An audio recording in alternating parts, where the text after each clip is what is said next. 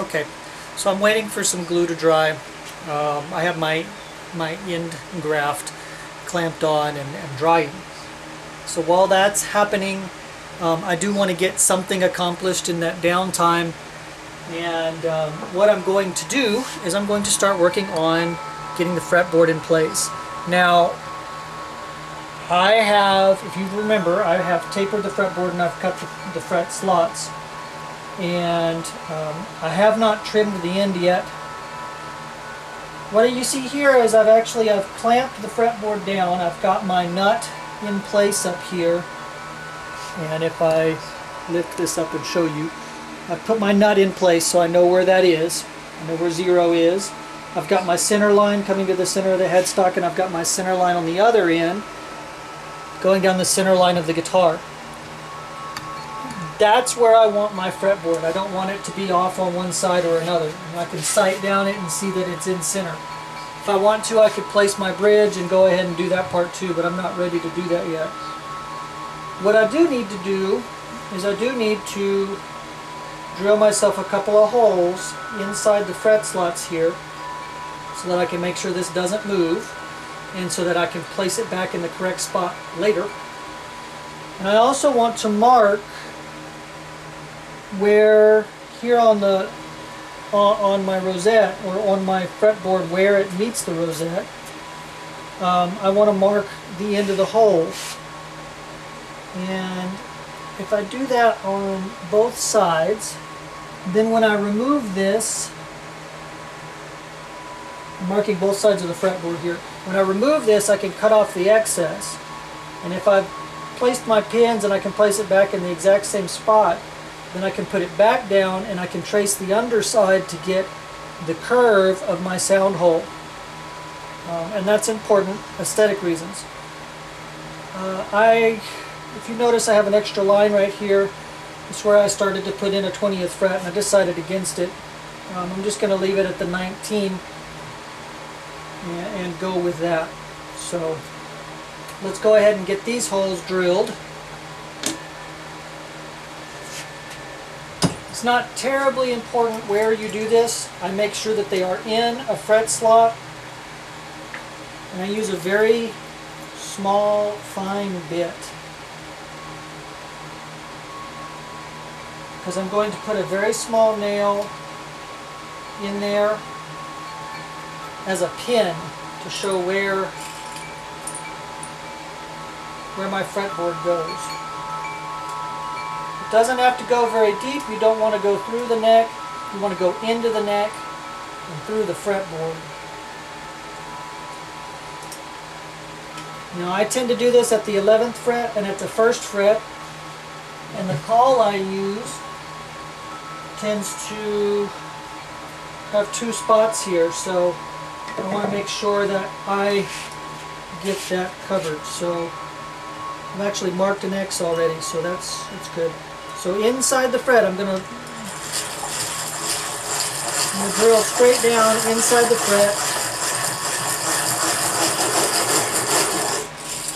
I've got my bit set at about 1/2 inch. It's like 15 millimeters if you're looking at 15 millimeters.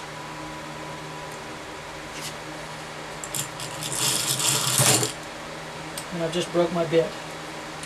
So these little wire bits are very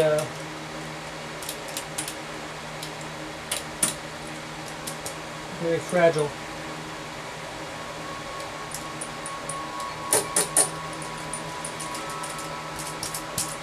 There it goes. I may have enough bit on there to still finish this out. We'll see. Just go straight and hope.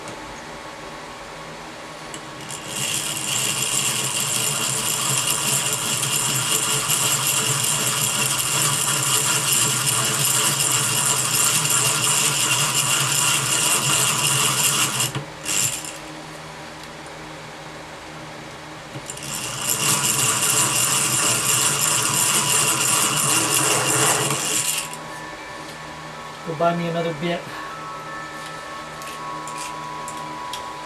Alright, That actually may be too small a bit for my pins, but we're going to go for it. And that's how you do that. And then you take some very small nails. That was not long enough. These are not the ones I had, but a couple of very small nails. And you're going to be putting those in the holes to mark where your fretboard needs to go. Now, it's okay if the drill hole is slightly larger than the fret hole or the fret slot, because the frets will cover them after you get them inlaid into the fretboard. So, a slightly larger bit here. See if I can't.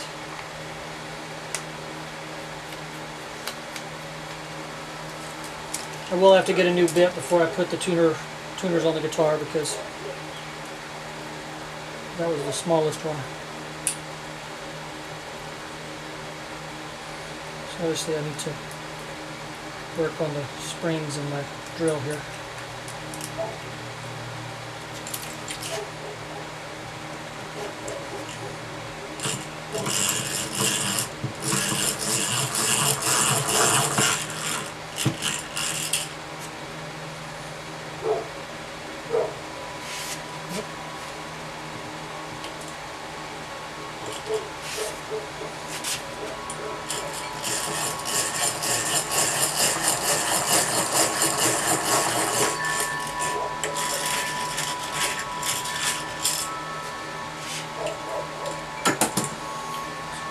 If I can actually find that.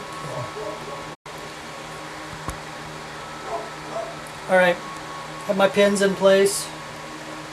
See, I can't move the fretboard, but I can unpin it. I can move it, and you can see I've got a hole, 2 spots. That will allow me to place my fretboard back where it belongs in the exact same spot when I'm ready to do that. So, there you go. Okay, so we're back. Here's what I've done. So now that I've got the pins ready and I marked where my sound hole was, I took my pencil and a straight edge, and from my marks on the back side here, I drew a line across, and then I cut off excess about ½ an inch. You know, you can do 10 centimeters, ½ an inch, something like that, from my line.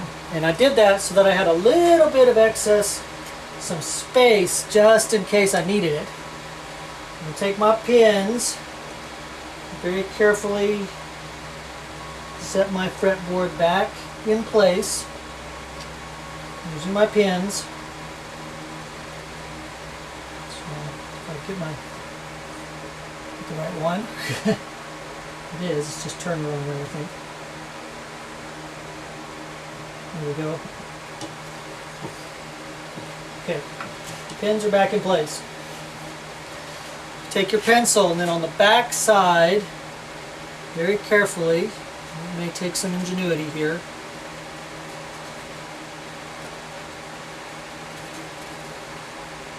mark along that radius.